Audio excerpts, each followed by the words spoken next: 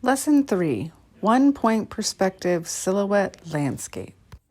Hi, 7th and 8th grade drawing and art class. Again, I'm going to have both of the 7th and 8th grade art classes doing the same project. I think it's just easier. So I apologize to art class who isn't getting a chance to experiment with all the different fun materials that I was hoping you would get to this semester. But due to you all just being at home, I'm trying to really keep the lessons simple. Most of them are just going to be drawing, along with you having the opportunity to add some color of your choice. So for lesson 3, this is going to be our third lesson. I'm going to do something just a little bit different. This is going to be a 2-week lesson. Thought I'd give you a little bit more time, and you have a couple options on this one. But you do still have to submit something in the first week. I need to see an image of your progress. Because we are doing online learning, I am required to post a grade weekly.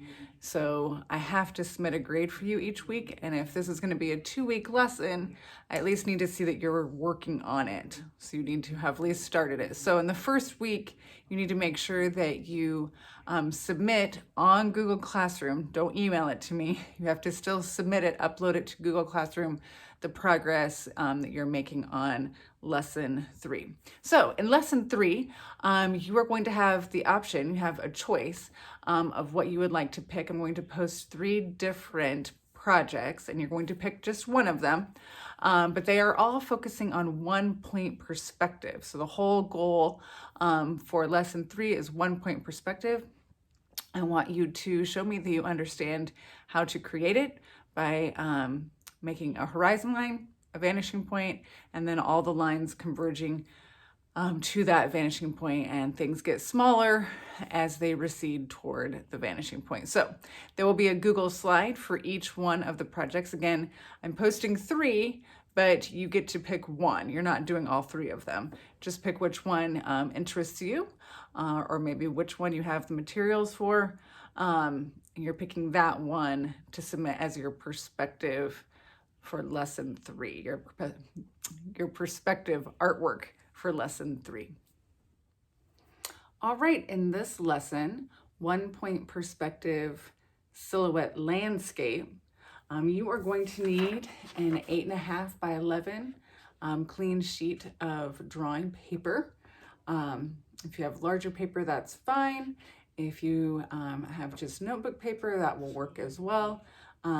So 8.5 by 11 is probably the easiest size to use for this project. We're going to be working horizontally today.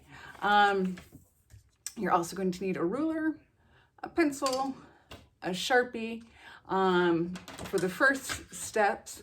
And then later, if you have watercolor paints, crayon, colored pencil will work for adding color. You could also use chalk pastel or oil pastel as well, or even if you have acrylic paint, that would be an option for adding color. So follow along. Make sure you're also checking out the steps on the Google slide and watching this video. Make sure you're checking out the grading criteria at the end. The whole point of this project, 1-point perspective, is for you to show me that you know how to create a sense of depth in your artwork using 1-point perspective. Here we go. All right, make sure you have paper, ruler, and pencil and Sharpie for the first steps. Make sure your paper is going horizontal. And then you are going to place your ruler going across your paper horizontally, about 2 to 3 inches from the top, and you're going to draw a line using your pencil. Then in the center of your paper on the horizon line, which is the line that you just drew, you're putting a dot, and that dot is your vanishing point. All of your field lines are going to be extending from the vanishing point. So we are creating the tulip field, which is the inspiration for this artwork. And so we are creating the paths. So these lines that you're drawing right now are the walking paths in between the tulip flowers. And those paths get wider as they near the edge of your paper. So you start the line on the horizon, on the vanishing point, which is on the horizon line, but the vanishing point in the center. So you're always placing your pencil lead on that vanishing point, and then placing your ruler extending off of your paper. You're almost drawing like really long triangles because the paths narrow as they near the vanishing point, and then they widen as they near the edge of your paper. So you're making these walking paths around your paper in that lower portion where your flower field will be. You want to create anywhere from 5 to 7 walking paths. Once you have your paths complete, then you are ready to sketch in with pencil your farm that is in the background. The farm sits on your horizon line, and this is off in the distance, and we're going to be turning your farm into a silhouette, and I'll explain more about silhouettes in just a moment. But right now you are sketching pretty small because, again, it's off in the distance. A farm, you can incorporate a house or a barn or both, maybe a few trees. If you want to reference the Holland style windmill, or maybe you want to do more current day wind turbines, or you could do even an old-fashioned windmill if you prefer.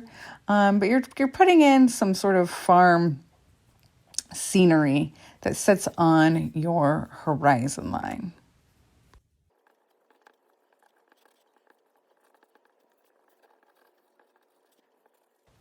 After you've completed your sketch of your farm, you're going to use Sharpie marker to fill it in and create a silhouette. A silhouette is the dark shape and outline of someone or something visible against a lighter background. Silhouettes do not have any details. They are just filled in solid black. After you have created your black silhouette of your farm, filling it in solid black with black Sharpie, crayon, or colored pencil, or even regular black marker, then you are going to color your sky. You can choose what materials you use to add color. For my sky, I'm using watercolor paints, but if you want to use colored pencil or crayon, that is fine as well. Remember, in our sky, you want your strokes to go side to side because your sky flows horizontally. So make sure that your strokes, whether you're using colored pencil or paint, that your strokes are flowing side to side and you're filling in the whole sky with color.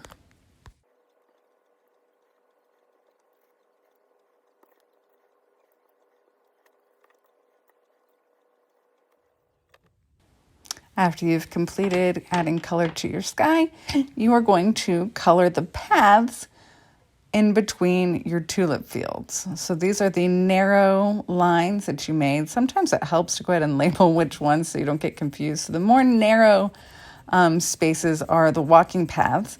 And you can choose, I've decided to make mine green, but I've had other students choose to make them brown. But you don't want them to be a bright color or fun colorful color, because those are the colors you're going to use for your tulips. So for the walking paths, I would recommend green or brown. If you want to incorporate a little bit of value, making your color get darker as it nears the vanishing point to enhance the illusion of depth, you can, or if you just want to color your paths one solid color, that is fine as well.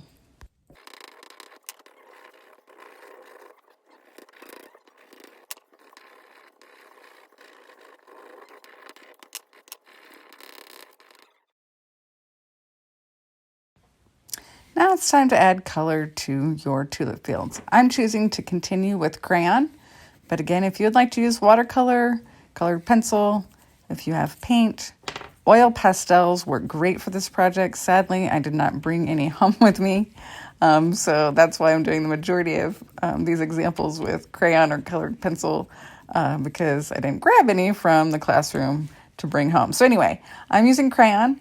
You can color your tulip fields all the same color. If you want each section to all be the same pink, that's fine, or each section can be a different color. It's really up to you. Again, I'm choosing to add a little bit of value in my sections, making the tulips get darker as it nears the vanishing point. Also notice that as I'm coloring, my strokes are all going in one smooth direction. I'm not going in 10 different directions, so make sure you're coloring neatly. Neatness is part of your grade. Also notice that I'm not coloring each individual tulip. We're just filling in the sections with color. This is sort of what we call an impressionistic drawing, where we're just sort of giving the impression that it's a flower field, but we're not actually drawing all the individual flowers. So go ahead and select your color medium and begin filling in those sections with color.